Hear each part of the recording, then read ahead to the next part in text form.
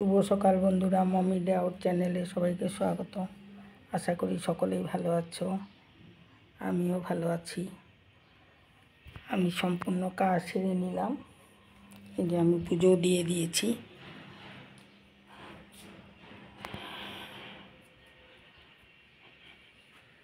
এখন চলে যাচ্ছি রান্নাঘরে। আজকে কি রান্না করব সেটাই তোমাদের সাথে শেয়ার করব। তোমরা স্ক্রিপ্ট না করে ভিডিওটা পুরো দেখবে, তাহলে বুঝতে পারবে আমি কি রান্না করি।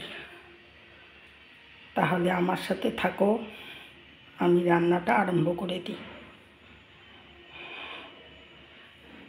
আজকে রান্না করব ইলিশ মাছের ভাপা। এই যে আমি নিয়েছি 3 টুকরা ইলিশ মাছ। আমি ধুয়ে হলুদ লবণ দিয়ে মাখিয়ে নিয়েছি। মিক্সি গ্রাইন্ডারে আমি এখন মশলাটা পেস্ট করে নিয়ে নিলাম 2টো পাকা লঙ্কা, এই খানিকটা কালো সর্ষা, এই যে অল্প পরিমাণে সাদা সর্ষা দিয়ে দিলাম, সামান্য লবণ আর দিয়ে দিলাম জল। এখন মশলাটা পেস্ট করে নেব। মশলাটা পেস্ট করে নিলাম। এখন দিয়ে দিচ্ছি আমি একটা এই যে বাটি নিয়েছি মাঝারি ধরনের, পেস্ট করা সর্ষাটা নিয়ে নিলাম। দিয়ে দিচ্ছি সামান্য জল। মশলা ধোয়া জলটা আমি দিয়ে দিলাম।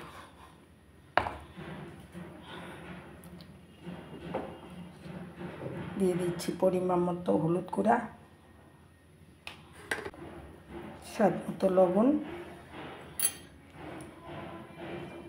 একটা কাঁচা লঙ্কাকে 2 টুকরা করে দিয়েছি। নিয়ে নিলাম সরষের তেল, এই যে 50 গ্রামের মতো।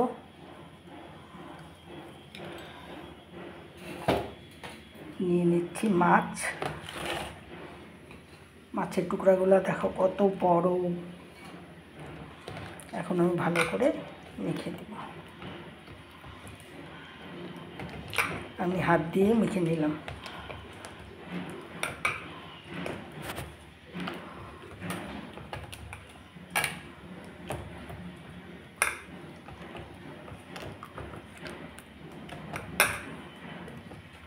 মাছটা ভালো করে মেখে নিলাম।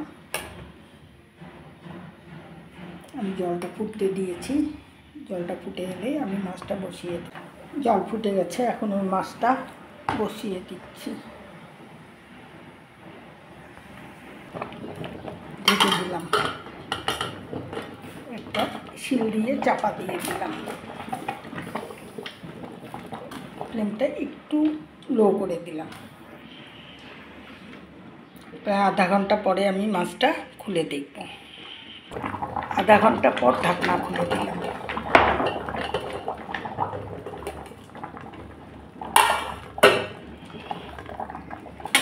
হয়ে গেল আমার ইলিশ মাছের ভাপা।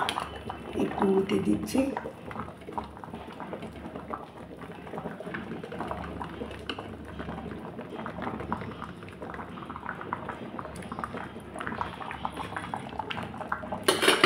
এখন নামিয়ে নিচ্ছি। নিলাম ইলিশ মাছের ভাপা সরষা দিয়ে। ইলিশ মাছ রান্নাটা যদি তোমাদের ভালো লেগে থাকে, তাহলে একটা লাইক শেয়ার করে দিও, একটা কমেন্ট বক্সে কমেন্ট করে দিও। আর যারা নতুন দেখছো, একটা সাবস্ক্রাইব অবশ্যই করে দিও। আর যারা আমার চ্যানেলে আগে থেকেই আছো, তাদেরকে অসংখ্য ধন্যবাদ। আবার নতুন ভিডিও নিয়ে দেখা হবে। আর আমার এই পুরো ভিডিওটা তোমরা কিন্তু দেখো, তবেই আমি ওয়াচ টাইমটা পুরা করতে পারবো।